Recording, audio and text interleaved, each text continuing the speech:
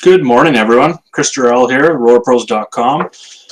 Right now, we'll be doing a live show in the mornings. That's 9:30 a.m. my time. I guess it's 11:30 Eastern time right now. But I'm going to be trying to do this show instead of my articles this week and probably into next week as well, just to give a little bit something just a little bit different. Getting some good reviews on the videos and stuff when it comes to NASCAR as well, and into the MLB. Me and Josh did a show on Friday, went over really well. We're going to be doing that again this Friday. It's going to be right around 11 a.m. Eastern, somewhere in between 11 and 11:30 a.m. Eastern. Earlier the better if we can get it going. So that's kind of our plan going forward. Going to keep doing the NASCAR videos like I've been doing pre-race every week. So today, Monday, let's jump into tonight. We've got a 10-game slate. We've got a doubleheader today, actually. We've got Colorado and San Francisco going off. Still some rain in the forecast there, so we're going to have to pay attention to that. There's rain in the forecast for the early game here, about 30-40% chance. I'm sure they play that game. Maybe some later delays or something like that, but early on it looks pretty good. But we're going to concentrate on the 10-game main slate. And on that main slate, we're going to see Colorado again. We got a little bit of weather. We'll check the sheet here. I'm just going to go ahead and share my screen with you guys. I'm going to show you the sheet for today. And just a shout out to local Aces team up in Provincials this past weekend. I believe they got maybe one more tournament here this summer. Just been supporting them and just got this hat the other day. Really, really enjoy it. Anyways, let's share the screen. I will show you the cheat sheet. All right. So for today, let's start out by, we're going to start out by pitching. I'm going to kind of go, what I want to do for the live show is answer questions as they come in. I also want to go pitchers, and then I want to go each individual position with a few of my core plays for the night. Kind of tough earlier in the day when we don't have lineups when it comes to value plays and stuff, so I'm not going to do a full position breakdown, but I am going to go position by position, give you the guys that do stand out. On my sheet, guys that stand out with matchups, that sort of thing early on in the day. We will adjust. That's where our member chat, our community chat, our RotoPros really comes in. Big is pre-lock. So what you're going to, if you're not a member yet, make sure to get over to RotoPros.com and sign up for, you can get a weekly, you can get a monthly, and you can get a yearly subscription. We've got free trials in there right now. If you use promo code MLB after your free trial's over, you're going to get 50% off your first payment, whether it be the weekly, monthly, or yearly subscription. So excellent value there, so go check that out. And we're literally in there, well, I'm pretty much in there from when I wake up until I go to sleep, because I cover PGA, NASCAR, MLB, NHL, NFL. I do cheat sheets for all of them. I'm adding to that stuff all the time. The biggest thing that I do, I feel, anyways, the biggest value that I bring is some of the one-on-one coaching and stuff that we do in our community chat, whether that be explaining how I run my cheat sheet, how things work, how the stats get in, how I create my models, that kind of stuff, whether it be lineup construction, whether it be contest selection, pretty much anything. And this week's going to be a crazy one. We've got the Open Championship, so stay tuned. I'm going to have a kind of a preview golf video coming up here either tomorrow or early Wednesday morning as well. So things are a little bit crazy for me, as usual, a little bit crazier than usual, I guess is what I'm trying to say. Something else I'm going to do, if you go down in this video after, if you're not watching this live and you want to, specifically, or even if you are watching live and you're coming back and you want to say, okay, who was Chris really liking at third base? You don't want to watch the whole video again. Go down, just scroll down just below the video, and in the description of the video where it says show more, if you click on that, you'll see the description, and then right below the description that says like Chris goes over Monday's 10-game slate, you're going to see timestamps.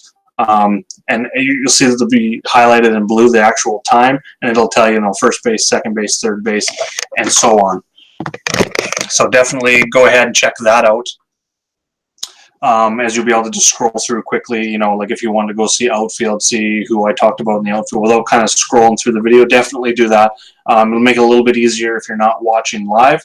So let's start out by going through some pitching. Actually, I was going to talk about weather first. So on my stadium weather tab that I'm working on right now, disregard the yellow and green highlights. That's just some of the updates I'm doing, just making sure that I go through each and every team. What I look at on this sheet, we've got park factors. We've got that back on the main sheet as well, though. What we do have here is the weather rating. I started out just using something simple. I'm no meteorologist by any means.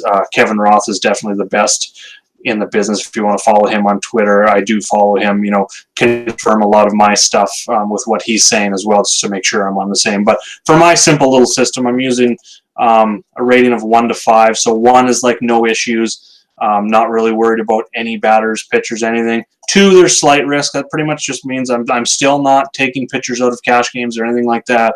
I'm just going to be paying attention to that a little bit later in the day and how that transpires, I guess you could say. And then 3, that's like a risk of delay, late start, that sort of thing, maybe in-game delay. Wherever, 3 is kind of in the range where I'm probably going to stay away from pitchers for cash games, but I'm going to still, target that game for GPP when it comes to bats. I think that game is going to play. And then we get into 4, which is very risky. That's going to be your contrarian GPP. Definitely no pitchers. Anything that's labeled 4, going to want to pay close attention to leading up to lock if you're planning on playing it for GPP. You can get some low ownership on these games because, most public, especially if it's a late game, are going to completely fade that game. You can get some ownership stuff. I mean, you're going to get burned at times, but that's just kind of a contrarian approach. And then 5 is just a full fade, whether it's been called early, and if a game has been called early, it's been postponed. I'm actually going to go through each individual tab and erase those games. That's something new I've been doing this year, is the lineups tab. So as lineups come in, this column here is just your projected lineup for that team. It helps me as well to go ahead and match that into here. As those lineups come out, I enter them in here, and that's going to go ahead on each individual tab and show you this batting order. So as the lineups come in, you're going to see the batting order of each individual players. And as those lineups come in, any player on that team, say Arizona's lineup, they're not playing tonight, but any lineup that comes in, like Arizona's lineup comes in, I'm going to go and erase all the players off the sheet that are not starting for Arizona, just so that when you're going through and you're deciding between players, you're not seeing these NAs once lineups start come in. You're actually going to see like Biggio hitting 4th, Muncy hitting 6th, or whatever. That's going to be labeled over here, and then all the other players are gone, just so it narrows the player pool down, makes things a lot visually easier to comprehend, and go ahead and quickly pick the players that you want to use that day. So that's how the lineups tab work. Again, I'm just kind of going over this quickly, today's video, just because it's getting a lot of new influx of customers coming in day by day. I just want to make sure that they really understand. If you go to our, if you click the RotoPros below this video here and you go to our actual YouTube channel, you will see that I've got videos up. I've got a cheat sheet overview video just kind of going over the stats and how I put the cheat sheet together. There is a video going over pitching stats, batting stats, and then I did another video in the MLB video series for contest game selection as well. So make sure to go check those out if you're new. We've also got the starting pitcher report. That is new since I did those videos, of course. So we'll just have a quick look at that. It's going to be looking at all the starting pitchers in the majors, what their pitch arsenal is. I see it's having some trouble loading here. There we go. So every starting pitcher, and I'll usually just go start by game started. That's going to give you your starters for the most part. I mean, Stanek, of course, is a opener, but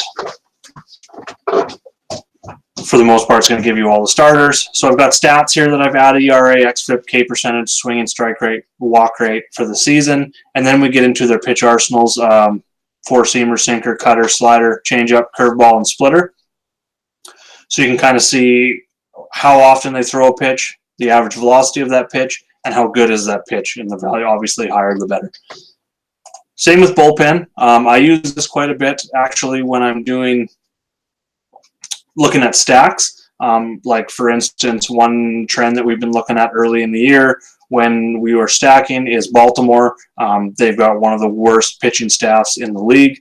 It's actually gotten worse because Cashner's now been traded. He was actually their best pitcher. He's now going to be joining the Red Sox. But we'll just go look at season ERA here real quick. You can see Orioles are dead last in ERA. So, I mean, when you start sliding over home run to fly ball rate, they're close to dead last as well. xFIP, all those numbers, so that when I'm targeting bad pitcher that's starting. Obviously, that bad pitcher we're hoping doesn't go very deep into the games, which is good. But we also want their bullpen to be, kind of on the lower end of things so that they can beat up on them a little bit too and get to those double-digit run totals that we've been seeing this season. So that's how I use the bullpen report. So now let's just jump in. I've kind of went over the sheet here a little bit. We've done the intro. Let's jump into some picks here that I like. So we'll jump to the starting pitchers first. And I've got their tabs open here so that we can look at some game logs and stuff like that. Clayton Kershaw. It's a little bit tricky tonight. We've got some tougher matchups for some of these top guys. He's not number one in my model. Paxton is tonight. A lot of that has to do with, as you can see, the matchup. This tab is opponent versus daily split. So right beside that, you can see the opponent for every pitcher and how they do versus lefties and how they do versus righties. And then drawing from this handedness column here, we're actually pulling out so that we can see, like for instance, Castillo, these numbers here are going to be against righties, and then we're down into a couple lefties. So these numbers are against lefties. It's just an easier way to pick out that pitcher that day and his opponent, how they are in that play. We don't care today how good the Phillies are against righties. As you can see, they are a little bit worse against righties. They're a little bit better against lefties. I'm going to get into that just here in a second, but that's kind of what the opponent versus daily split means. So Kershaw, he's going to be my number one right now. They're minus 170 favorites. They went into extra innings in Sunday Night Baseball last night, but I'm not too concerned about that whatsoever. And I'll get into that a little bit as well. He's the most expensive pitcher on FanDuel. I like him a little bit more on DraftKings just because he comes at a little bit of a discount off Giolito and Castillo. But he faces a Phillies team who I just said is better against lefties, so it's kind of scary a little bit there. But as you can see, if we slide over a little bit and we start looking at last 14 days, the Phillies have struggled a lot. 67 WRC plus is 33% below league average over the last 7 days, over 26% K rate. I know that's a small sample, so we go back even further. We extended another 14 days. They're still a little bit below average. They were a little bit better. 23.4% K rate, but I'm willing to take an elite pitcher against an offense that's maybe better in splits but has struggled lately, especially on a slate like this. We look at Kershaw lately. He had a couple bad starts in here at Colorado. Not really looking at that. Arizona, that's again another downgrade in park. The thing, he bounced back big time against San Diego at home, 9 strikeouts, only 1 walk. He rarely walks guys, which I do like. He gets deep into games. As you can see, he's gone at least 6 innings in every single start this season. And 7 innings in, I'm not going to count here, but looks like about half or a little over half of his starts. So he goes deep into games. He gives you that, so he's got that safety. The K upside isn't there like it has been in the past. It's a little bit below a strikeout per 9, but as you can see, he can rack up those strikeouts. I don't see that happening tonight. I see more like the 7-8. It's more of a floor play here. I don't think he's the big upside play that's going to get you 10 strikeouts. He hasn't done that once this year. This was his best strikeout game last game, so not really concerned about that too much.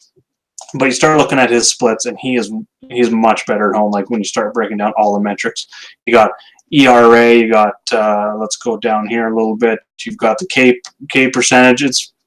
I was looking at right versus left. 3% more Ks at home, 2% less walks at home. The average is about the same. The whips, who's going to elite whip. xFIP's a little bit lower at home as well. Hard contact's a little bit more at home, but overall, he's a much better pitcher at home. He's going to be my number one. And then number 2, it's very close, especially when you start breaking down points per dollar. On FanDuel, it's going to be hard for me to get away from Paxton as my top pitcher.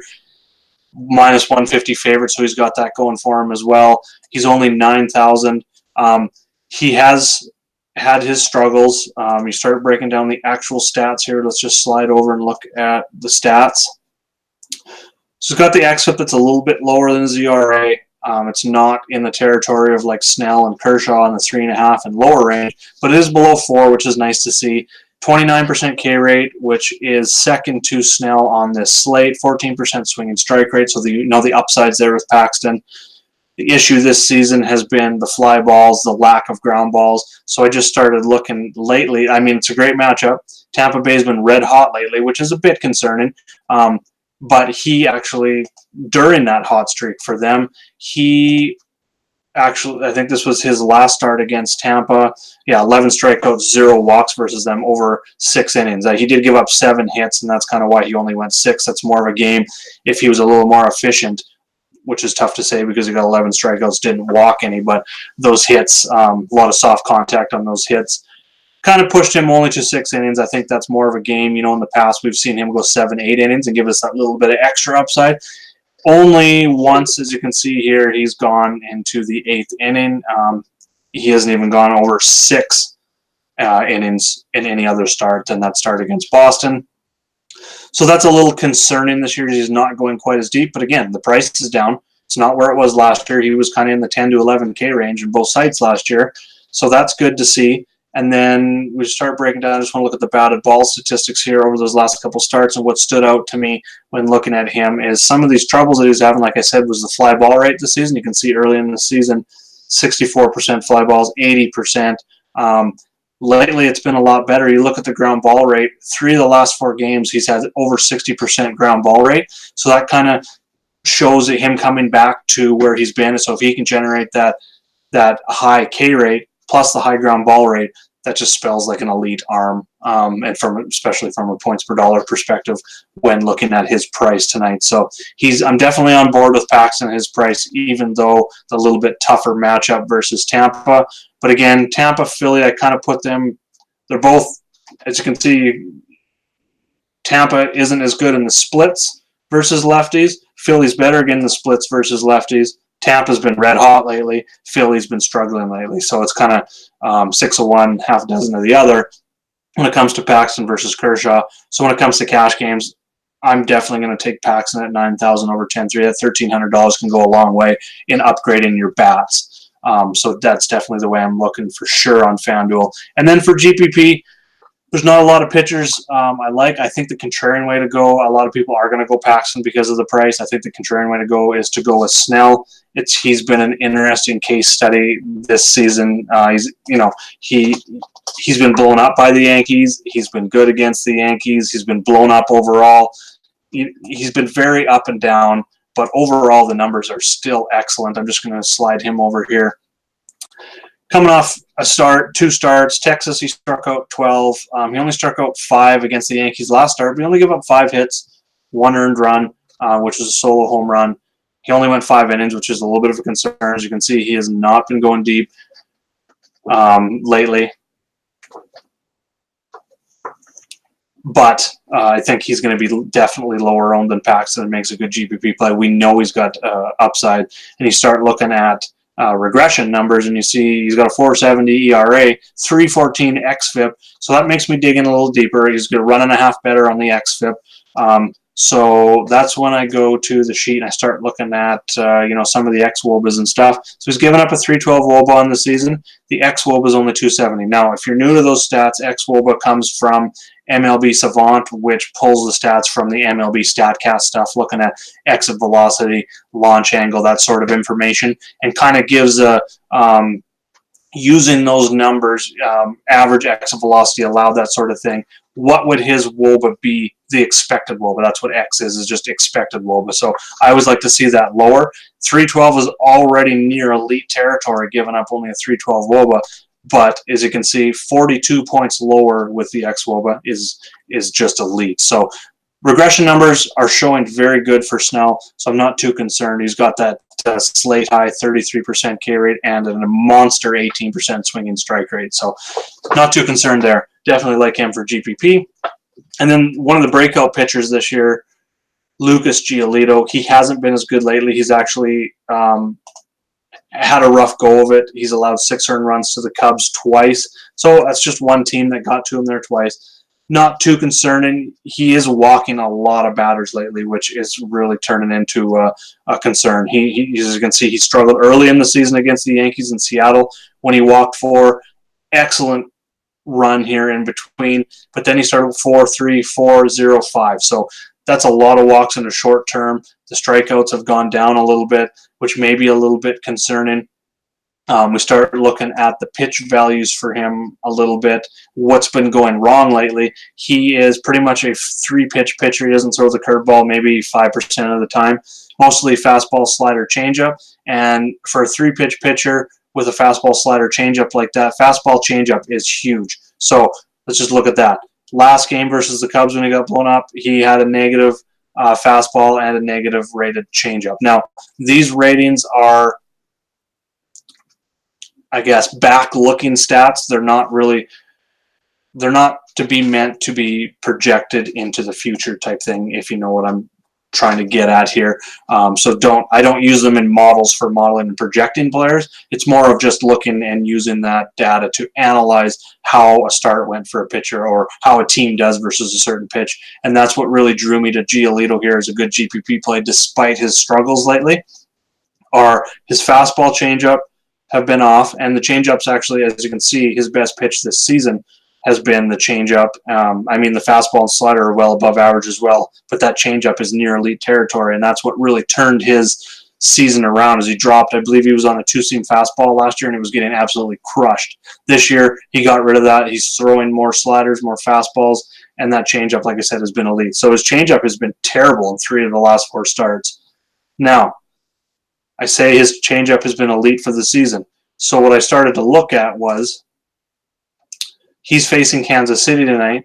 They've been better against righties. Not much. They're still 10% below league average versus righties. So it's not like they're a good offense by any means, but just comparing them righties to lefties, they're much better against righties. They've been pretty hot lately as well.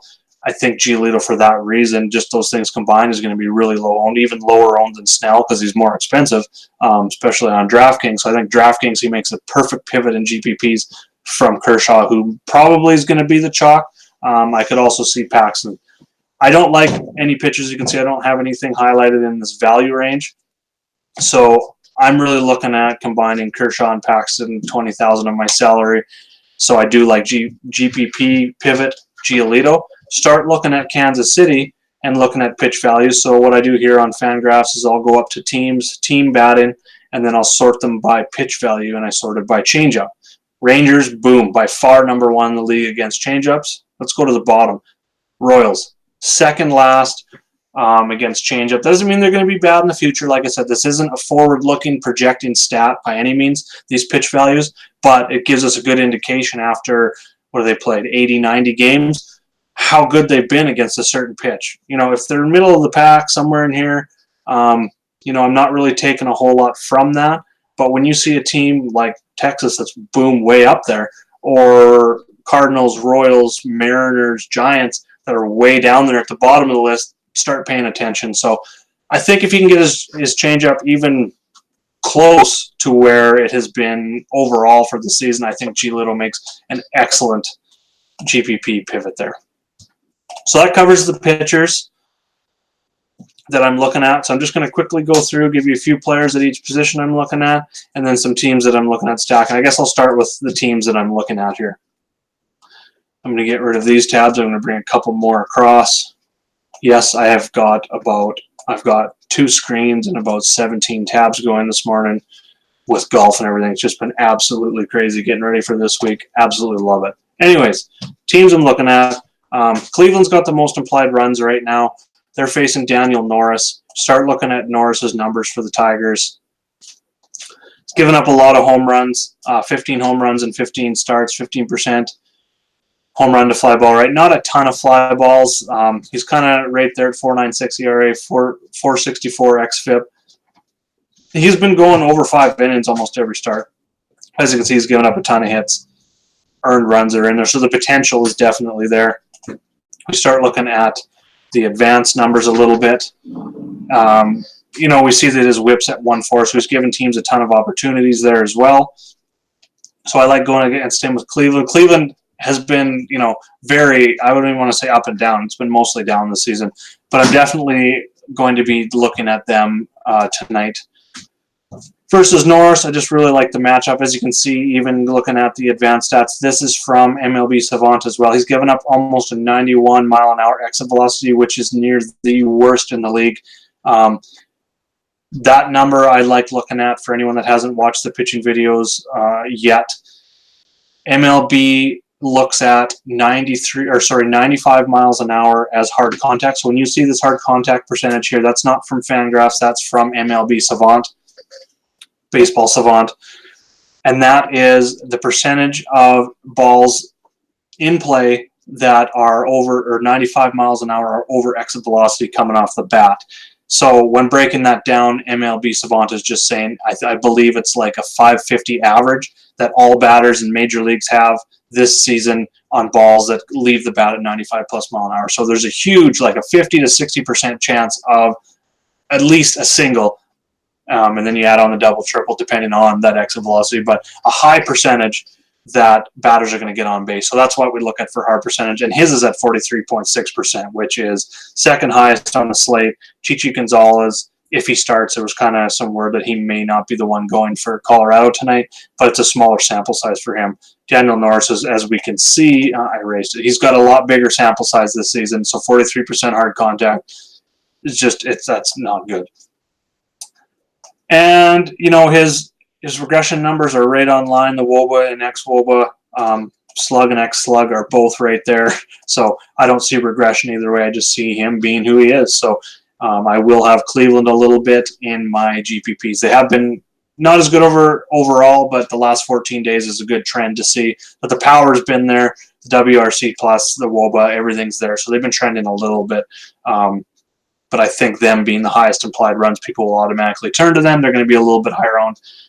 I think I'm, going through the positions here, I'm probably going to reserve to like Carlos Santana. I'll get through that when I go through. Los Angeles, I talked about in chat last night for anyone that was in there. Absolutely love them tonight. Didn't like that they went in deep into the innings on Sunday Night Baseball, but I'm still going to be attacking them tonight for a few reasons. They've been really good all season. As you can see, the last 14 days numbers aren't the greatest, but they've been much better against righties, power department, WRC plus, WOBA, and they face Zach Eflin. I'm mainly looking at lefties. So let's go look at Eflin's splits here, and I'll tell you exactly why. So first of all, his game logs. He's given up runs lately, so he's been having some trouble giving up hits. The whip has been up there. The walks, he can get up there at times, get a little bit out of control. But the home runs, he's given up 6 home runs in his last 3 starts, 17 on the season. Only 40% ground balls, but it's the splits, like I said. We'll go ahead and we'll look at his splits here. First of all, WOBA given up to only 290 to righties, 357 to lefties, 385 slug to righties, 544 to lefties. 11 of those 17 home runs came against lefties, and that's also a smaller sample size because obviously there's not as many lefties. So we go down here and do the advance. Home runs per 9, 2.3 home runs per 9 to under 1 home run per 9 to righties. So 531 xFIP. I can go on and on and on. Hard contact, almost 46% versus lefties, only 34, almost 34% versus righties. Huge gaps in his splits. So Dodger lefties definitely on board for me. They're my number 1 stack tonight. I like Atlanta a lot versus Adrian Hauser as well. For the Brewers, he's been giving up runs lately. He's been having a walk problem. I think that's a lot of it is that whip here lately. 22% home run to fly ball. He just started, he's been coming out of the pen. So he went 2 innings, 5 innings, 4 innings, 4, 6, 7 hits. He's really struggled as a starter. I don't think he's going to be going deep. If we go look at the bullpen report for Milwaukee, and I just like to search, the bullpen has been absolutely terrible lately. Below average for the season, and as you can see the trend here, they've just been getting worse last 30 days, last 14, last 7. I love to see that trend when I see a pitcher that's not going to go deep into the games, who's been struggling as a starter, who's been giving up home runs, and then you add in that their bullpen has been league worst over the last 7, 14 days and almost probably bottom 5 when it comes to the last 30 days. I'm 100% on board there as well when it comes to Atlanta. And then a value stack that I'm looking at, the White Sox definitely stand out to me against Junis, and that just has to do with Junis, to be honest. If I could spell right here, get him up.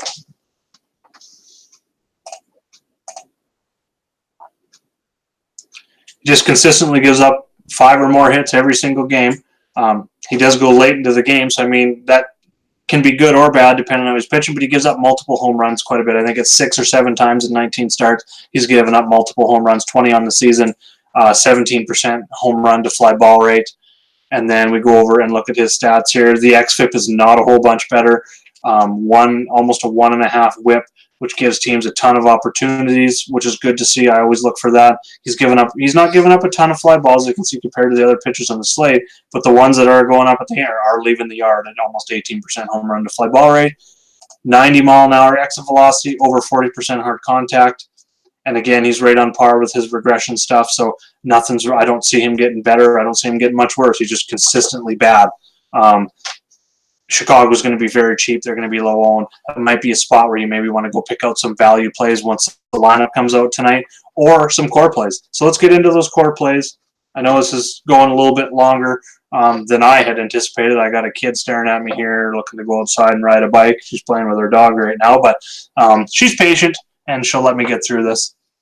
So at catcher, Roberto Perez is the first guy that's still from. He's one of the Cleveland guys that I will have as a core play. He has absolutely crushed lefties, and that's that batter versus split here again. So that if you want to see how good he's been versus righties and lefties, you can scroll all the way over to the right here, and you can see the splits. Something else I've added to the individual tabs now is right to the right of those splits is the season numbers. Just a quick glance, and I use this just for trends. Season, last 30, last 14, last 7 days. So obviously you want to see a player who's been solid all season, but has been trending. Perez has done that. 358 WOBA on the season, 121 WRC plus, 262 ISO. Excellent numbers for a catcher. He's been even better over the last 30 days, and in the short term, even better. The reason I wanted to put plate appearances on here is just to see the size of the sample. So over the last 7 days, he's only had 7 plate appearances. So I'm not really too concerned about seeing that he's got a 0 ISO, 47 WRC plus. Much larger sample size here over the last 14 days. He's got a 523 WOBA, 233 WRC plus, and then extend that even further into the last 30 days. So that's how I'm using that. I'm actually working on a model. You're going to see that here. It's kind of a work in progress. I'm just going to get that other so we don't confuse anyone with that model. It's going to be similar to the pitching model, where I'm going to rank each individual batter. I'm working that out right now. It's to come. So Roberto Perez is definitely number one. He's absolutely crushing lefties at a 419 WOBA, 163 WRC plus at 323 ISO. Love to see the hard contact up there as well. And he's reasonably priced. I would even use him on FanDuel as if you need a guy in that $2,500 to $3,000 range. If you're paying up for pitching tonight, like I talked about, if you're going with Kershaw, who's a little bit more expensive than Paxton, Roberto Perez makes a lot of sense. And then I think a contrarian way to go, just because they have the catcher first base and the utility, is Brian McCann's my GPP play. He's been struggling. And then, sorry, I just wanted to get over that catcher because I'm going to jump into first base now. And with Perez, I think a contrarian way to go would be Carlos Santana. Use up your 2 first basemen / catchers on FanDuel. I don't think a lot of people are going to go that way for GPP. Either one of them I like for cash games. Santana has been solid all season. As you can see, 415 on base percentage. Love seeing that for cash games. Obviously, it's not as good as hitting home runs, doubles, triples, that sort of thing when it comes to fantasy scoring, but it is giving you opportunities to score runs, and getting on base is obviously better than striking out, fouling out, blah, blah, blah, blah, blah, on and on. So I do love seeing that on-base percentage. It's something I really look at when breaking down cash game plays. And then to take that even further, I like looking at WOBA and ex-WOBA as well. So he's a player that stands out to me as a good cash play against Norris as well. Freddie Freeman against Hauser. I talked about Atlanta being one of my favorite teams. Freeman is one of the most consistent players in the league. He's not, if we had other first basemen on here, you know, he's always fallen into that top 3, top 5 pricing. He's never that top guy. Pretty close tonight. He's just right behind Josh Bell. But Bell versus Mikolas, I don't like as much. Bell, you know, I'm going to be putting him just because he's one of the best players in baseball, MVP candidate in the National League. Tons of upside. I'm going to be looking at Freeman. Bell's going to be more my GPP pivot at first base there. And then going down a little bit cheaper, I talked about the White Sox. One of them that I do like a lot is Jose Abreu. Despite him being a little bit better against lefties. I just like the matchup versus Junis and the price, honestly, especially on DraftKings. If you're looking for a cheaper cash first baseman, I'm okay with him tonight. GPP, I've got David Freese on here just because I love the Dodgers, and as long as he's out there. He's actually hit righties very well. The problem is he's getting pulled a lot. He's not making the full start. That happens more when he starts versus lefties. So I'm not as concerned tonight if he gets the start. Just like the Dodgers in general, some of them a little more than others, and he's kind of secondary for me when it comes to Dodger targets. And then Jock Peterson, like him a lot more. He's not as consistent, but again, lefties versus Eflin, 100% on board, 45% hard contact, 136 WRC plus versus righties. He's been in the leadoff spot for most of the time, so on a little bit closer on DraftKings. Of a decision between some of these guys, even paying up a little bit at the 5K range if you want for Freeman or Santana. I prefer Freeman over Santana myself, but if you want that savings, he makes a lot of sense. On FanDuel, he's almost going to be a lock for me if he's back in that leadoff position at 2,600. Makes a ton of sense. Allows you to go and get any pretty much pitcher you want. I will have other guys filled in here later in the day should they pop up, but I just wanted to go over my core plays at this time of the day. Moving over to second base. Max Muncy, again, talked about the Dodgers lefties. He's been hitting down in the lineup a lot more since like Seager's been back. They've been getting a little bit more healthy, but he's crushed righties, as you can see here. He's been fairly consistent, so it's more the matchup that has him more of a core play for me tonight. There's not a whole bunch else I like at the position that I'm going to be. LBs, definitely. I don't like paying up that high for LBs. I'd rather pay for Muncy here. As you can see, he's been much better against righties. All the numbers when you compare here, which that's, again, the batter versus daily split just helps you to decide a ton between two players side by side, and the stats between Muncy and Albies, it's a glaring difference between the two. So Muncy there. Kevin Biggio, he's probably going to be back in the 4 spot for the Jays. Porcello hasn't been great. Biggio's been solid, especially against righties. 52% hard contact still, as that sample size has gotten larger. As you can see, he's up to 165 at-bats on the season. The average is down overall. So I would actually pay up for Muncy in cash. I got him as a core play just because I am going to have some exposure. I always like going up against Porcello. I didn't highlight Toronto on here, but I'm going to right now. I meant to do that last night, but I'm definitely looking at Biggio here. Fletcher, I've got him labeled as a GPP/secondary play right now. I honestly would move him up into a core play at his price if he's back to the leadoff spot going against Josh James. Brock Holt, more of a punt play. He's going to be hitting towards down the lineup. Thornton's been up and down for Toronto. But especially on FanDuel 2,600, I will definitely consider Holt if I need that extra, say, $300 from Fletcher. And then the value plays more show up for me when lineups start coming out, so I'm not going to get too deep into values here. But Derek Dietrich seems underpriced considering I know he's not consistent with the 218 average overall, 341 on base percentage, not great, but the power numbers are ridiculous against righties. 383 WOBA, 135 WRC plus, and the biggest thing, 361 ISO versus righties. That's way too cheap. Hendricks has been all right, but that's just way too cheap for a guy that can put the ball out versus righties the way he can. My opinion, he should be more in like the 4K range on DraftKings. He seems to be priced right on FanDuel, so it's a little. I don't like him as much. I won't have as much exposure in my GPP lineups on FanDuel, but on DraftKings at 3,400, it just seems like a steal for me. Over on third base, I haven't labeled a core play yet. I'm definitely looking at, Nolan Arenado versus Rodriguez. Aaron is probably going to be a GPP play for me, especially on FanDuel 4,700. He's better against lefties. Donaldson I will look at, especially on FanDuel at 3,500. He, again, as another guy that's been better against lefties, but he's been solid against righties as well. Talked about Atlanta versus Hauser. 378 WOBA was nothing to slough off, that's for sure. 32% higher than league average WRC plus against righties. 45% hard contact.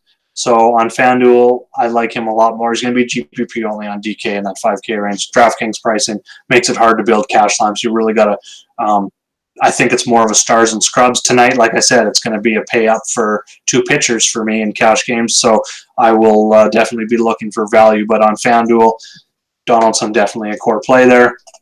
Moncada, again, same situation. He's a switch hitter, so that's 388, 147 WRC plus versus righties. Jump over and compare that versus his numbers versus lefties. Quite a bit better. 50 points on the WOBA, 36 points on the WRC plus, and that's a big one for me. Me and Josh talked about it on Friday. Weighted runs created, and that it's a baseline on a baseline of 100. So anything above 100, 1 point above 100 is a percentage point. 1 point below 100 is a percentage point. So it kind of gives you a way to compare teams and players a lot better. Like I said, Moncada is 47% above league average against right-handed pitching. So, I mean, that's very good. I want to see guys that are above average, and when you start getting into the 20% plus better than league average area on a sample size of 250 plate appearances, that's something that stands out to me, especially when it's that much better than his against lefties, especially when you're looking at hard contact as well. He does K a little bit, so the safety kind of goes away. But I talked about Chicago versus Junis, who's just consistently bad. So I will look at Moncada. Again, it's a little bit more on FanDuel for me. On DraftKings, I'm probably going to be I do like Gurriel a little bit cheaper. He has been smoking hot. If we go over here and look at his trends. First of all, I used to only target him against lefties. That has changed this year. He's been above average against both, but also better against righties this season, which is good to see from a right-handed hitter standpoint, that he's not just a platoon guy anymore. He can be a solid guy. So I'm going to put him actually as a core play. Cannon's a pretty good pitcher, but I just like the price on DraftKings, like I said, especially if you're paying up for 2 pitchers and spending $20,000 on your pitchers. And then just looking at, the trends are absolutely ridiculous for him. Like I said, he's been above average for the season, 114 WRC plus, 203 over the last 30 days, 284 over the last 14.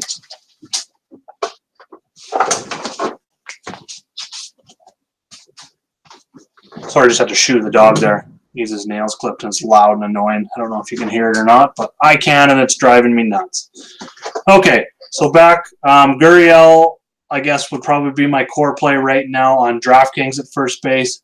On FanDuel, I'm kind of torn between Moncada and Donaldson right now for cash games. And then for GPPs, I'm looking more at the lefties for the Dodgers. But as you can see, if we just slide back over here, Turner's actually been better against righties this season, which again is odd because he's been known, he was excellent against lefties last season. So I will consider him a secondary play. Like I said, I'm looking at the Dodger lefties first. And then we got Jose Ramirez for Cleveland. He's had a very down season compared to what he did, especially in the first half last year with all the home runs. He's come on a little bit lately. It's more of a price thing, and that's why I like stacking Cleveland. They've got a great matchup. They hit lefties better, and they're just a little bit cheaper. I mean, you can fit them in with if you're stacking top pitchers, Cleveland's a good route to go because it gives you that little bit of salary relief there. I wanted to look at his lefty versus righties. Yeah, he's been slightly better against lefties, still below average. And then looking at his trends for the season, also very good. Season, terrible, 72 WRC plus, 119 over the last 30, 129 over the last 14, 155 over the last 7. So that's, I guess, not a hat trick. That's 3. I guess I'd look more at the last 30, 14, 7 would be the hat trick. But every single one he's trended up coming into the last 7 days. So I definitely like him for GPP there as well. Vladdy Guerrero Jr., I'm going to be labeling him as a value if he starts. I'll just label him right now. He's been better against righties, although he has struggled a little bit. He's going to be more GPP, but he's cheap on both sides. Game with a 10.5 total going up against Rick Porcello, who has not been great. I'm just going to break him down here a little bit.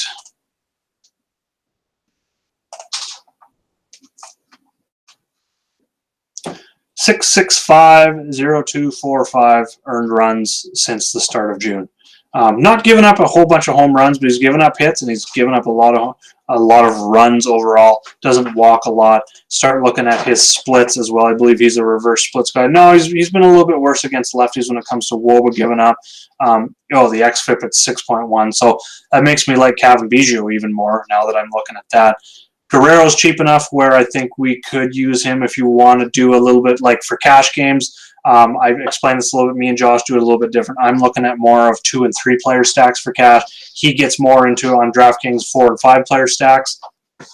Guerrero makes sense if you are doing a J stack in cash games, and GPP, of course, he's got to be included with his power. And we'll jump into shortstop now, getting close to wrapping things up. Obviously, Trevor Story stands out as a GPP play. Obviously, you're not going to be able to fit the Colorado guys in cash games. I don't think it's a great strategy for cash games anyway, paying up that much on the second game of a back-to-back with chance of rain that's in there as well. You can see the weather rating actually right here. This column P, I've got it as a 3. So that kind of anything from 3, 4, 5, absolutely. Well, 3, I'm probably not considering for cash games, and then you add in the doubleheader and that he's better against lefties. Same thing as Arenado. They're GPP only for me when it comes to the Colorado guys. Bogarts has been solid all season if you want to pay up there. Francisco Lindor makes a lot of sense. He's been better against righties, but he doesn't K a lot. As you can see, only a 12% K rate versus lefties. They're in a great spot, 6.2 runs. He's cheaper than the guys that I just mentioned before. So the value is there, but I'm, again, more towards the GPP for him. You could go Bregman, not really looking at that. Another lefty that I like. His price is getting up there, so it's a little bit concerning there. Right now, I'm only marking him as a GPP play against Porcello. I talked about lefties versus Porcello just before this. Galvis has been hitting at the top of the lineup, so if you wanted to go like a Sogard Galvis, get a couple lefties up top with Biggio, I think that's going to be at least 3 of the top 4 hitters today. For the Jays, Smokes in there as a lefty, so there's a lot to like about the Jays for upside against Porcello. Corey Seager, back to the lefties, Dodger lefties versus Eflin. Just want to go break him down just here for a second, look at his game logs because he is kind of fresh off of coming back off the IL. I hate calling it the IL, by the way. It just sounds dumb. So since returning, he's got 3 games back after missing a month. He hasn't got a hit yet. The price is right, is what I'm looking at more on FanDuel when you're combining the matchup, the implied run total, that sort of thing. He probably should be a GPP play for me, but it's more of a price thing. Looking at the overall landscape of the position, I think I'm kind of torn right now between cash games and GPP. Galvis cash, Seager GPP. I'm going to decide a little bit closer to lock. Shortstop seems to be a very tough position to really nail down the top play today. There isn't really one that just stands out. There's, like I said, 3 or 4 that can make a case for or against these guys. So I will also be looking at, if he's leading off, Lurie Garcia. The numbers don't really stand out when looking at the splits, but just that opportunity leading off against a struggling pitcher. I don't even want to say struggling, just like a below average pitcher. Definitely stands out to me when we need value if we're paying up for pitching. I'm okay taking a punt like that every once in a while if a guy's leading off because he's going to get, they're on the road, so he's automatically, the teams on the road are automatically getting nine innings, so they get those extra at bats, which could be big. He's leading off, so that helps if he is leading off, obviously. I won't look at a punt guy like that maybe doesn't have good splits, that's maybe hitting down the lineup if he's at home, because if the home team's winning, obviously they're not hitting bottom of the ninth, they can lose at bats. Plus he's down in the lineup. I'll even consider guys down, 5th to 8th in the lineup if they're on the road, just because they have a chance to get those extra at bats. So that's kind of the way I look at that, home versus road on some of these guys that are hitting down the lineup. But like I said, if Garcia's back in the leadoff spot, he may be just the play to go with at shortstop, especially in cash games. Gives you that flexibility to go ahead and pay up for other guys at other positions that are more core plays for me tonight. Outfield, there's a lot of options. I'm just going to touch on a few. Obviously, Bellinger, if you're paying up, he's going to be GPP only for me. I don't think I'm going to be able to fit him in my cash lineups. If I can, he's definitely one of my top bats to pay up for tonight. I said Dodger lefties versus Eflin. Pretty simple there. Blackman, again, another play. He's more expensive. I'd rather go Bellinger at that $400 discount on DraftKings. Blackman definitely still top GPP play. Lourdes Gurriel, he has shown to be a lot better against righties lately, but his price is skyrocketed. There's no way I am paying $5,300 for him on DraftKings in cash games when Bellinger is cheaper, or Blackman's only $200 more. So I'm going to label him as GPP. He is a better play on FanDuel. If you're going with that Jays theme or whatever, it's only $3,800, so he's definitely underpriced on FanDuel. Acuna makes sense as well. Going down, for some reason, I thought I highlighted these guys. I talked about Eric Sogard. The price is a lot better on FanDuel, but if he's back in the leadoff spot, lefties versus Purcell, I'm definitely looking at him as a core play. Tommy Pham's treated me good lately, but I'm not going up against Paxton. I'm kind of looking at Markakis, I like a lot. He's been solid lately. Just very consistent player in a high total game. They've got over 5 projected runs. And against Hauser, who I talked about, his splits are good. He's hitting 5th. Atlanta's a team that they pretty much don't change their lineup every single day. Acuna, Swanson, Freeman, Donaldson.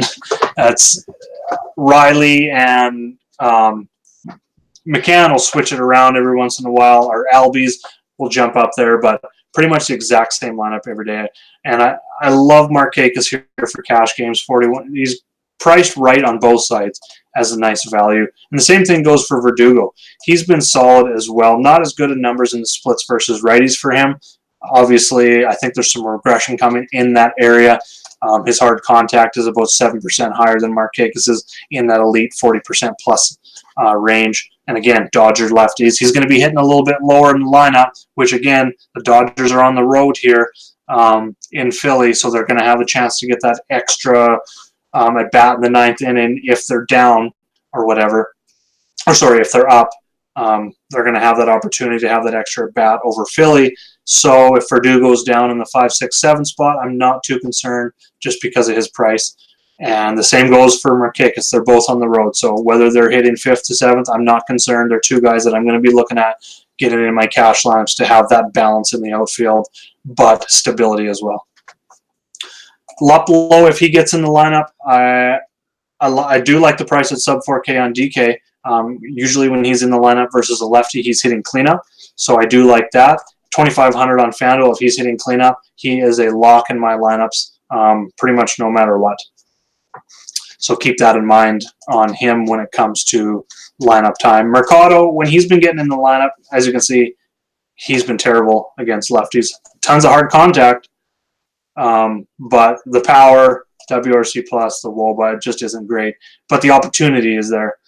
So if he somehow gets in the lineup near the top of the order, I'll be definitely looking at him as well if he's in that 2 spot, just because of the price, especially on FanDuel. And then cheaper guys are going to come up as we go along. Chris Taylor, if he's again, I like lefties versus the Dodgers, but Taylor's cheap, especially I think he's a little bit better on DraftKings if you need a cheap play. If he gets near the top of the lineup, Kane, if he's leading off, he's going to be more GPP. He hasn't been as solid as he was last year when you're looking at like WOBA, that sort of thing. But I will look at him if he's leading off in front of Yelich. Not loving the matchup versus Fried, but the opportunity again is there for the price. Points per dollar is definitely there. Depends on Jackie Bradley. At times, most of the time he's their 8-9 hitter.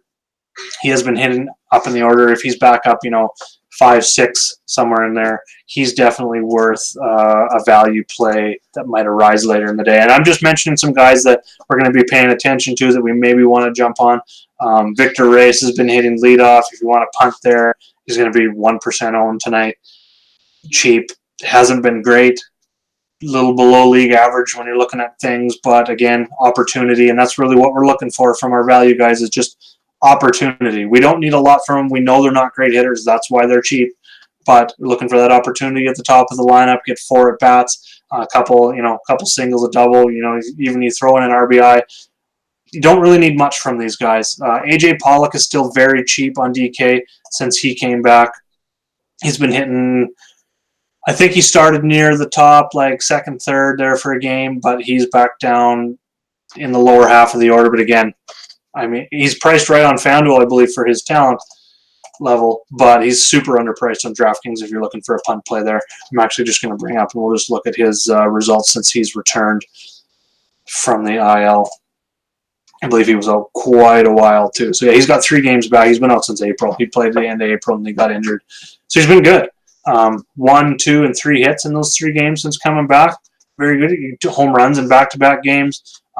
He's driving in runs. He's been hitting in the 6 and 5 spot. So he's extremely underpriced. So if he's back in the starting lineup, you're going to want to – he's almost a lock on DraftKings at 3,400. I mean, the points per dollar there is just ridiculous when you're talking a plus matchup. Even though we're looking at Dodger lefties, I will ignore the splits a little bit and go with the guy that's just way too cheap on a team that has projected for around 5.5 runs. So it's kind of the way I'm looking at him tonight.